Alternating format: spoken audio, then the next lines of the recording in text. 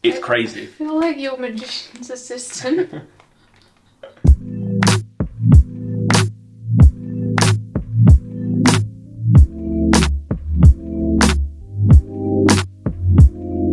Hi everyone, welcome to our channel. My name's Charlie. And my name's Freya, and today we are going to be sharing with you 3 key vegan ingredient substitutes. These ingredients are going to change how you cook, especially if you're a new vegan and you're looking for ways to swap out the flavour of dairy, meat or fish. These ingredients are really going to up your game in the kitchen. If you're there thinking, I've been vegan for a while or I'm already familiar with a bunch of vegan ingredients, don't worry because we have a bunch of tips and tricks that you might find interesting too. Yeah, we're going to be sharing loads of recipes and ideas and ways in which you can use these ingredients, so hopefully there are a few you haven't heard of and we've got a bit of inspo for you. So the 3 ingredients that we've chosen today are flavour changes. The first one is, ready?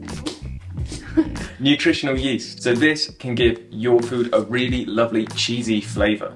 So the next one we have is this black rock salt or Namak.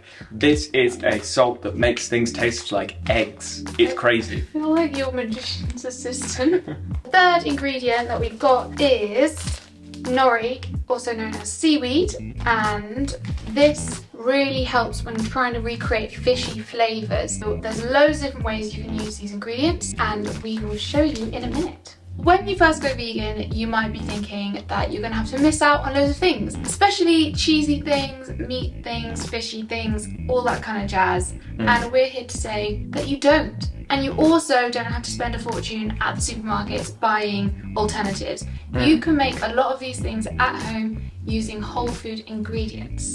For each of these ingredients, we're going to focus in on one key recipe to show you exactly how they're used. But there are tons of ways to get the best out of them. We're also going to give you some tips and tricks for other ways you can use them too.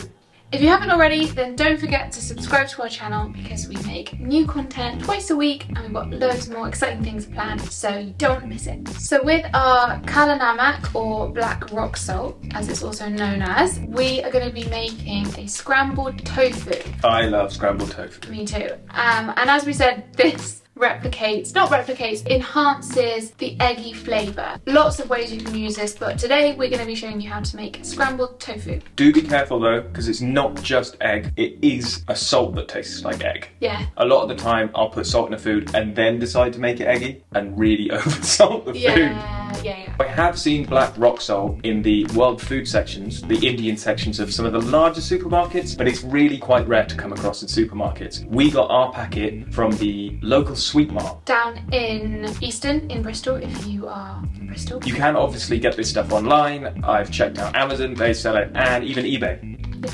Not sure I want to buy salt from eBay. For our first recipe, we're going to make vegan tofu scramble using silken tofu and our secret ingredient, Namak. Start by melting some dairy-free butter in a pan. Add in the silken tofu and squish it a bit to break it apart using the back of your utensil. Cook it for a few minutes and then add in some nutritional yeast, which will also be starring in a separate recipe a bit later on in the video. Now add in some seasoning. We've got some garlic granules, onion granules, pepper and turmeric.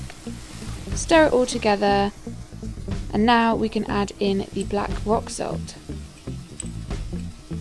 Cook it for a few more minutes and then your tofu scramble is ready. You can find the full recipe for this and all the other recipes in the video in the description box below. We've served it on some toasted ciabatta because honestly that's all we had in the house. But a nice slice of sourdough would be what we'd usually go with, but of course it's totally up to you. Spinach adds some extra nutrients to this meal and then a few black sesame seeds sprinkled on top just to make it look pretty. So that is one of our favourite ways of using black rock salt. For this recipe we have used Namak to make a scrambled tofu on toast.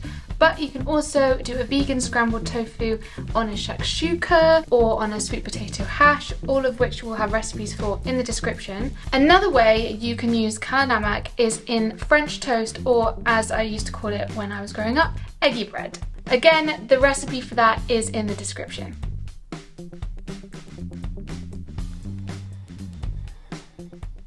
So with the nutritional yeast, we're going to show you how to make a cashew parmesan. We bought our nutritional yeast from Tesco, but you can also get it in Sainsbury's, Asda, Holland & Barrett, and probably any local kind of health food shop. You can also buy it online, so definitely in the UK this is very widely available. With the nutritional yeast, we're making one of our all-time favourite things, a vegan cashew cheese, and specifically today a cashew parmesan. Add some cashews to a blender, then add the nutritional yeast, some salt, a bit of mustard powder and the garlic granules.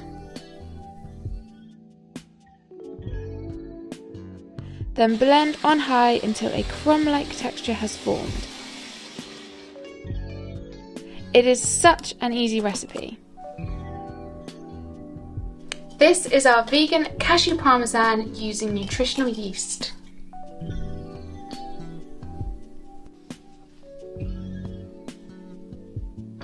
So this is cashew parm. It's amazing to go on things like pasta, or you can put it on risottos or any other delicious Italian food. We also enjoy having it on things like Mexican street corn. So nutritional yeast isn't just for making dried cashew parm like this. You can also use cashews and nutritional yeast to make a cashew cream, which is really useful to make sauces, especially cheesy, creamy sauces like carbonara or mac and cheese sauce. This is perfect for as well.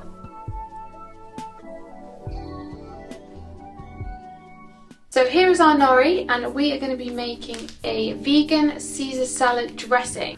We're going to be using this to replace anchovies, but there are loads of other things you can do with it. We bought our sushi nori from Sainsbury's, but you can get it in pretty much every supermarket. So before we make our Caesar dressing, we need to grind up our nori. We need 1 teaspoon of ground nori powder for this recipe. We're just going to use 1 sheet, which will be more than enough. You'll be left with a bit left over, but you can just put it in a little container and keep it for another recipe. We've used a spice grinder to turn our nori sheets into a powder, but you could use a high-powered blender, or if you don't have any of them, then you could just use some scissors to chop it up super fine. It won't be the ideal texture, but it will still work and it will still taste great. Grab your vegan mayo and add it to a jar.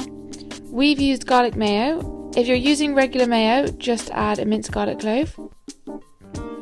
Now add in the nutritional yeast. It turns out we've used it in every recipe. I guess we must really love it. Add some Dijon mustard, cider vinegar, olive oil, maple syrup and the nori powder. Give it a good old mixy. Ours was looking a little too thick, so we just added a splash of water.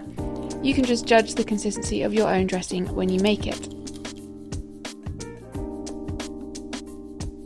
We've used the nori powder to make a vegan Caesar dressing, but there are loads of other uses for nori. A lot of the time when using nori, we will also use it alongside other flavours such as caper brine and white wine vinegar. When these things are used together, they just work perfectly to create that fishy flavour. One of our favourite ways to use nori is when we're making a vegan fish and chips. You can grab yourself some jackfruit or tofu or banana blossom, which is our favourite. Then you wrap the banana blossom in the nori sheet, dip it in some batter and then deep fry it, and it is so delicious and just gives that extra little taste of the sea. Another very popular way of using nori is when making carrot lox, which is a vegan version of smoked salmon. Again, it just replicates that fishy flavour and gives it a little extra something.